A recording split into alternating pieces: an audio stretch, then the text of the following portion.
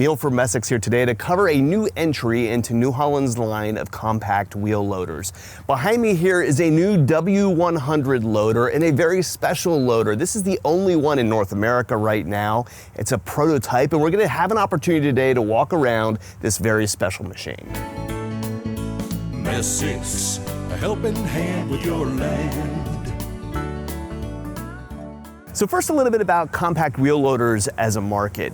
What we're used to seeing here in the US, when you see needs for small material handling jobs, be it on farms or job sites or landscape locations, you see a lot of skid steers and compact track loaders. And if you travel internationally at all, if you look around those same job sites, you're not going to see the kind of equipment that we're used to seeing here in the US. That market internationally is really dominated by small wheel loaders. New Holland has a pretty complete line of small wheel loaders because there's a significant international player in that market, and we've typically offered a range of their wheel loaders from the W50 to the W80, and this is the 80 here behind me. Now, it's a little bit funny to think of these as compact loaders because when we think loader jobs in small applications like that, we're not thinking machines that are nearly the size of these, but when you look at wheel loaders as a market, there are some enormous machines out there. So compact machines are kind of considered anything under about 20,000 pounds or so, which is not a small piece of equipment. New Holland's line, their smallest W50, can come in weighing about 11,000 pounds in itself and can lift over 8,000 pounds and have an 8,000 pound tip load on that unit. And these machines have continued to kind of grow, and the product line continues to get a little bit bigger, and that is where this W100 starts to come in. When I'm looking at a new piece of equipment, I often start with the model number because most of the time these model numbers mean something, and in the wheel loader range they do. The 80 here in the model number is basically about the net horsepower for the engine. Now, when you go through the specification sheet, you'll see larger gross horsepower numbers often put in there. New Holland, in most cases, uses gross horsepower for their model numbering, but in this case, they're taking the more conservative number. So 80 horsepower is the conservative rating of the engine in this machine. C is going to be the identifier of the generation. So this is the C series machine, and you're going to see that things are changing over here in the W100. So as you can guess, about 100 net horsepower on that engine. That's the conservative rating for the engine's horsepower. And D series, this is not only a bigger new model in this range, it's also a next generation model. So some of the things that we point out in the cab of this machine, you're gonna see rolling into other parts of this product line in the future. So when I saw New Holland was first coming with a larger wheel loader, I looked at these model numbers and assumed, okay, we're going from the W80 to the W100, right? And so it should be 20% bigger or so. That is absolutely not the case here. When you go through and you look at the specifications of these machines, the W100 is coming in weighing just under 20,000 pounds and is able to lift just under 15,000 pounds. In theory, on paper, you could actually lift up the old model, the W80, with the W100. Probably wouldn't work out in practice. I'm sure you'd all like to see me try it. But on paper, that's the way the numbers work out. That W80 weighs in the 14,000 pound range, and the W100 should be able to actually pick it up. So this isn't just a 20% jump or so, like those model numbers might kind of infer. The W100 is almost 50% more capable than the largest predecessor that we had before. So we're going to work our way around the machine here, starting at the front end. If you notice the coupler setup that's out here on the front, this might be a little different than what you're used to seeing. When we get the machines of this capacity, skid steer couplers and stuff like we're used to on tractors, they don't kind of work when you're lifting this amount of weight. This is called a JRB coupler. There's also an option for an ISO coupler as well. Coupler standards on equipment like this are not as universal as what they are on tractors, but these are setups that you will find on other manufacturers' machines. This one's set up right here with a hydraulic quick coupler on the front. The one thing that I like looking here is that you can see some indicators out here on the end of the boom here telling you whether this is locked in or not, which is a nice feature that I'm not used to seeing. There's one hydraulic function out here already that's installed on this machine, and you can also see the piping over here on the side for an additional outlet. One thing that is cool when we get to machines that are this size is that you're not limited to just the operating simple cylinders and stuff. You can actually get high flow hydraulics for equipment like this that will allow you to run significant attachments out here on the boom. So you can put a kit on this that's going to add an additional dedicated hydraulic pump in order to run those attachments. You can get 33 gallons a minute of flow, much like what we're used to seeing on some like high flow track loaders and that kind of stuff. So real attachments can be run on a loader like this with having this amount of horsepower and hydraulic capacity. Speaking of hydraulics, there's a couple of cool things I can point out back in here. When we start to get the machines of this size, serviceability becomes a lot easier than it is on more compact equipment. You can look back here through the belly of the machine underneath the cab or to the big manifold that's right here behind me and very easily get at this kind of stuff if you need to service things in the future. When we start talking about hydraulics, hydraulics can be done in so many different ways, right? There's really simple valve assemblies that might just operate things and get the job done, but you can do so much more when you get into load sensing and variable displacement pumps. And this machine has those technologies even on some of the more simple functions that are out here. So things like raising your boom and tilting your bucket, they're not just operated with simple valves, they're operated with those more complex hydraulics that gives you some adjustability over those functions. So while you're sitting up there in the cab, you can actually look off on your right-hand side onto the control panel and choose how fast you want that boom to go up and down or how fast you want that bucket to respond, and go through a couple of presets in there where you can dial in the performance of the machine to make it work the way that you want it to. We're gonna go for a drive here shortly, but just kind of sitting up here in the cab and telling you what's changed. You're gonna notice a lot of the same controls and stuff from the old generation W80 and W50 wheel loaders that you do see in here. So the big button pads and stuff on the right-hand side, the control sticks, they all look familiar to me. Looking at the big display that's up in here, a lot of the graphics and stuff on here, this is all out of the rest of the New Holland construction line. We've had this over in skid steers and track loaders before. The big change that's going to happen in here in modernizing this machine is attaching these controls to the seat rather than being off bolted to the side of the machine. Now that does a couple of things for you. First and foremost, if you're driving across rough ground and the machine is bouncing, in this case, as my seat goes up and down, my controls move with me, right? So you're not being bounced around with your hand on the loader stick and jerking the machine around because of the rough ground, right? It's the controls move with you, continuing to have that precision while you're being bounced around. So that's cool. The other thing that it does too is by bringing that stuff inboard, it allows them to have more glass down here around the bottom. So you have a door now on your right-hand side where this would have been closed off before. And when you look down to the sides, rather than looking into the control console, you can now look out the door. So your visibility in this machine out the sides is definitely improved over the old model. If I'm totally honest with you, when I first climbed up into this machine, I was pretty intimidated. It's obviously to me, feels outside that compact class of loaders that I'm used to running. Like, we use stuff like this around the yard and around the store a lot, and I'm fairly comfortable on equipment like this. But when you first jump in here and you look around, there's a fair amount of buttons up here, and I was pretty intimidated by the machine at first, but after spending a little bit of time in here, there's nothing in here that I felt like was beyond a novice operator like myself starting to understand. On the right-hand side over here, there's this 4x5 matrix of buttons, 20 buttons over here on the side, and there's stuff going on here. Now, these all have a function that you can figure out pretty quickly, right? So across the top, you have a bunch of lights, you have things like eco mode and creeper and cruise control, and the buttons to toggle the speed of your loader, boom, and bucket. Pretty easy to work out. And then functions like return to dig, return to travel, float. The buttons are over here on the pad. Now, I think the cool thing to understand about the buttons and the thing that New Holland is doing here is that these things aren't all options, right? It's pretty typical when you look at like established companies in a space that, in order to pad their profit margins a little bit more, they will try to charge you for every one of these buttons and every one of these features.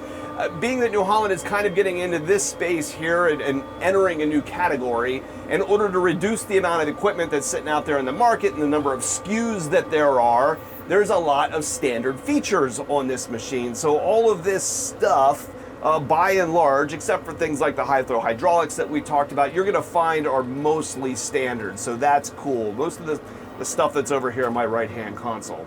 I've got some buttons in order to operate my hydraulics over here if you have some of those attachments and stuff out front, but most everything is typically going to be driven by your loader stick here. So as you would expect, as you're driving along and you want to go from forward to reverse, there's just a rocker switch up here for your thumb in order to change direction. So there's neutral, there's reverse, and there I go. Interestingly enough, the transmission that's in here is a hydrostatic transmission. You do see some gear driven and some power shift and power shuttle type stuff and equipment like this, but this one is a hydro. That does make it really easy to drive, and you don't get any bump as you're moving through gears. It is still plenty fast, so I can get it up to 25 miles an hour. But I would say, like you find in hydros, it does take a little bit of time to get there, right? It's not a machine that's got like a lot of acceleration or anything, right? You slow down, step on the gas, and we get there.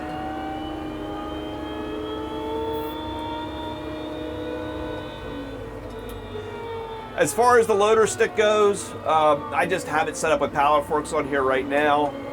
The loader feels plenty quick. Unsurprisingly, the feel from the hydraulics is like buttery smooth. There's nothing jerky about this thing going up and down. When I take the stick and even just pull it back really quick, I don't get any kind of like shuddering out of the boom.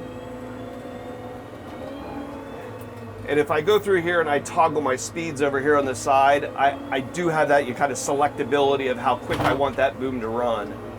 Now, if you're used to running wheel loaders like this, on your left-hand side over here, you also have a transmission disconnect so that you can push that down, rev your engine way up to get all the speed out of your boom without the machine driving against the brakes or anything. So that is really easy to get fast cycle times out of that. Now right there, my forks are just way too fast. So a couple button presses over here on the side, and now my fork tilt is nice and slow, right? Making it easier for handling those pallet forks. Over here on the right-hand side of the cab, I have a small monitor. And again, this is, I believe, is the monitor that's used over in some other New Holland equipment already. We've seen it in skid steers and track loaders before.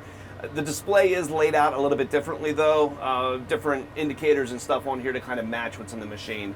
Most of what you have up on here is status indicators. This is not a touch screen that you're going to regularly to dial things in, right? It's mostly just a reflection of the settings that I've done here on the right-hand control pad.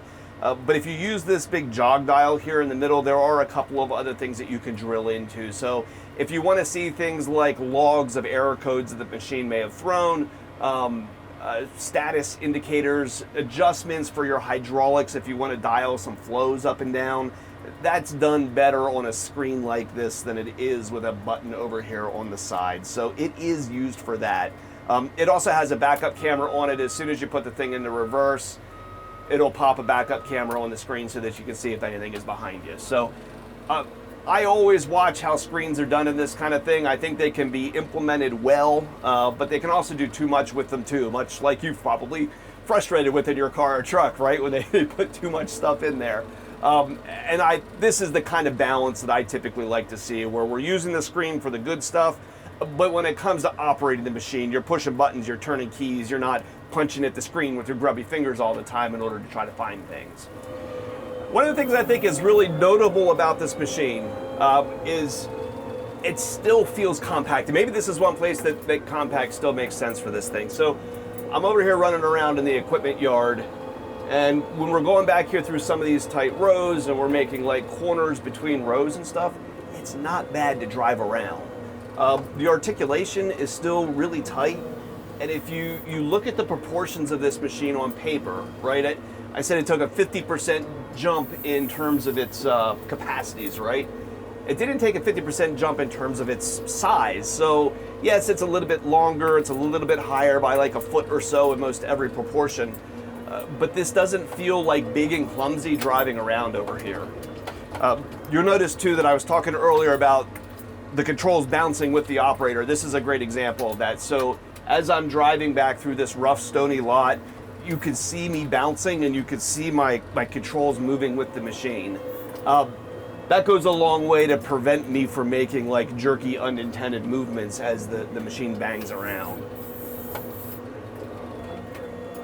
That scale is definitely interesting, right? Like when I drive around in here, you're looking down at most of this other equipment. But Yeah, easy to get around the yard. Obviously, we're a dealership of equipment, but in many cases, we're a customer too, right? And the one place that we use compact wheel loaders is in our own yard here, where I'm driving back and forth, obviously, right? And we stack equipment up onto pallet racking, so buckets, attachments, and that kind of stuff, because we can stack a lot more vertically than what we could if we spread all this out on the ground, right? And this top row up here, we can't get to with the current compact wheel loader that we use, but I can get in here with this one and pick stuff right off the top shelf here where our smaller machines wouldn't quite be able to reach. And that one's got rainwater on the top. So understanding a little bit about the machine, who is the customer for this thing, right? Because this is getting outside of where we usually have seen New Holland and New Holland construction in the past, right? It's a brand that you tend to think of on the agricultural side and the more compact construction stuff, but this is growing this machine a little bit. You know, in that C&H family, there's also Case, and there is a Case version of this machine too. So there is real construction equipment and wheel loader roots in this company, and that is the source of where this machine is coming from. But if we look at our New Holland customer again, I kind of figure we're growing now into that larger application. So there would be farms out here that could use a machine like this. If you're loading a TMR mixer or you have large material handling to do, this is going to do the job for you. You would find, though, that in our case, for our customers, the W80 is usually the place that you're going to land, because you have the hinge pin height and stuff that you need out of that smaller machine in order to be able to get the job done.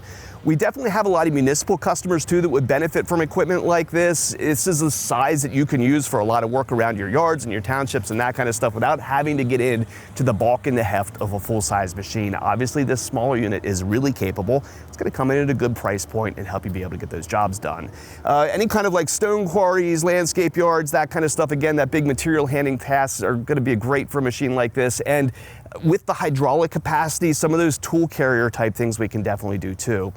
Snow removal contractors, a lot of you that are parking these things out into yards of strip malls and that kind of stuff, obviously it would fit right into those kinds of places and work well for those kinds of things. So lots of applications for equipment like this. Cool to be able to grow into those customers.